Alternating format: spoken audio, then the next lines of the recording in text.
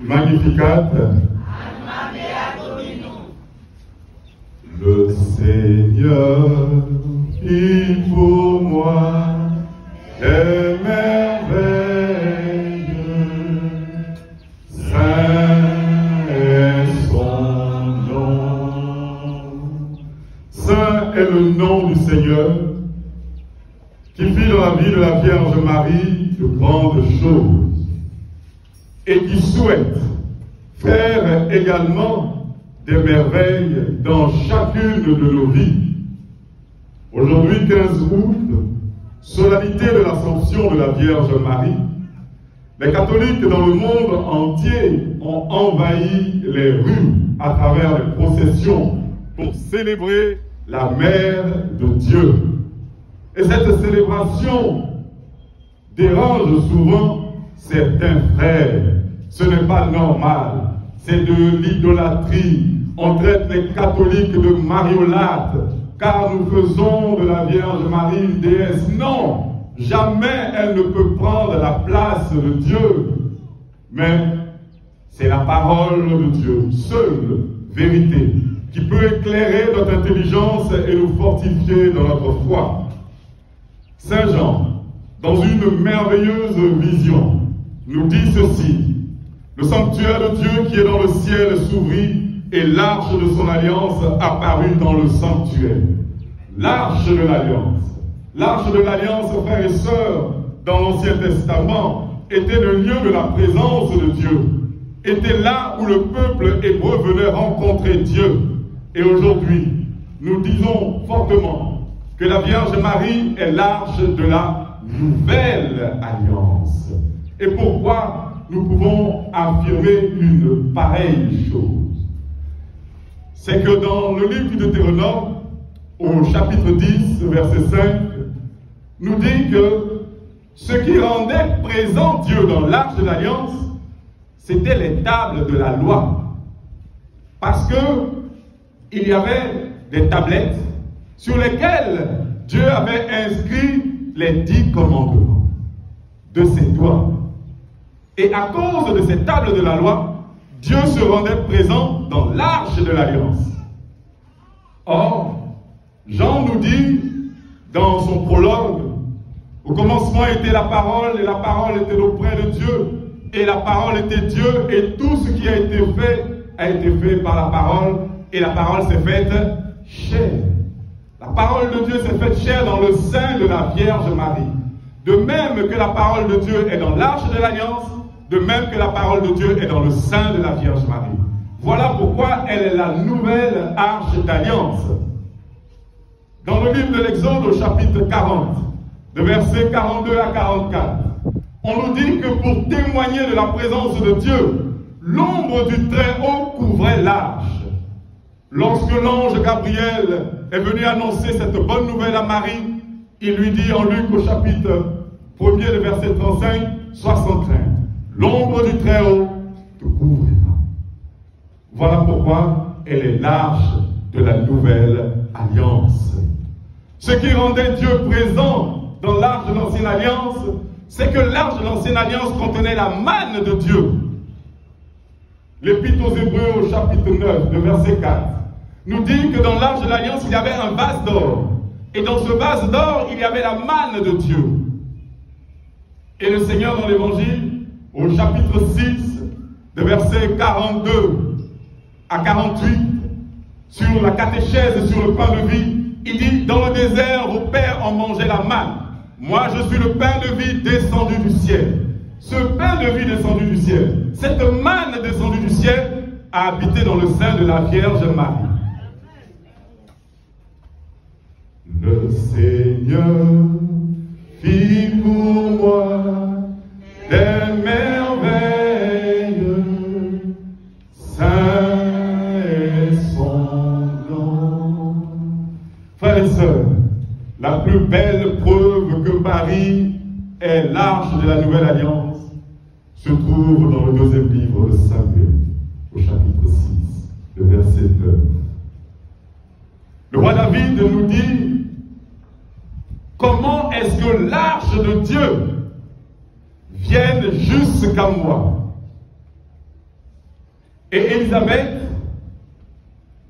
en Luc, au chapitre 1er, de verset 43, dit « Comment m'est-il donné que la mère de mon Seigneur vienne jusqu'à moi ?» Et dans 2 Samuel 6, 16, nous dit que lorsque l'arche de l'Alliance est entrée dans la maison de David, David a commencé à danser. David était dans la joie parce que là où est le Seigneur, là aussi est la joie. En Luc 1, 42-44, Élisabeth dit, « Or, quand j'ai entendu ta salutation, l'enfant dans mon sein a commencé à tressaillir d'allégresse. L'enfant a commencé à danser comme David. »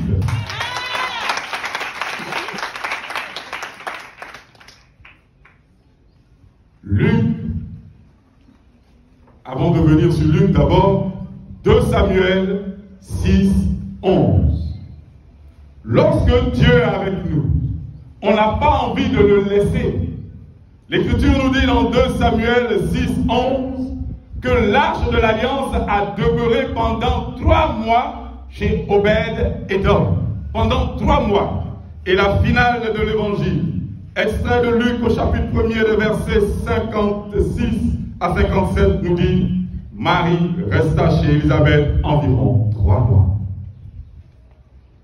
Parce qu'elle est l'arche de la nouvelle alliance. » Voilà pourquoi nous la célébrons. Voilà pourquoi nous la prenons comme modèle. Et aujourd'hui, solennité de l'Assomption, nous célébrons la Pâque de la Vierge Marie, sa résurrection.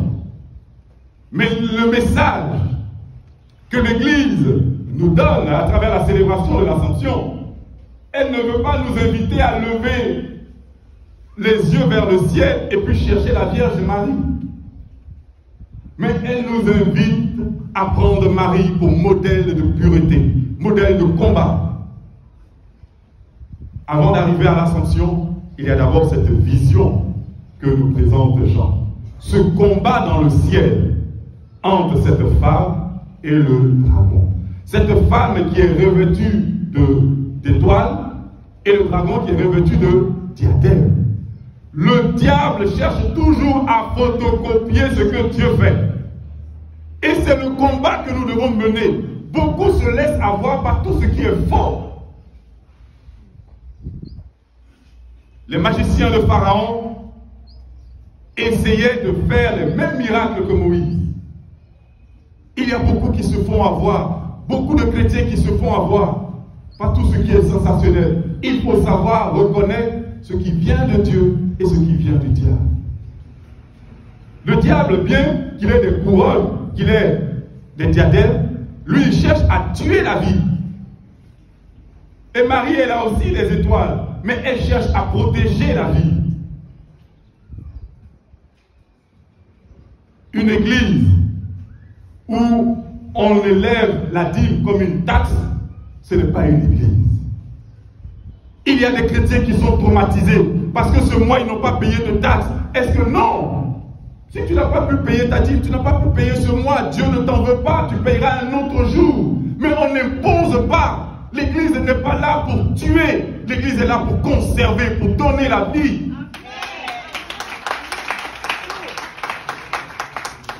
Sachez distinguer là où se trouve l'amour, là où se trouve la photocopie de l'amour qui est vraiment pâle, qui est la haine en vérité, qui cherche à détruire l'homme.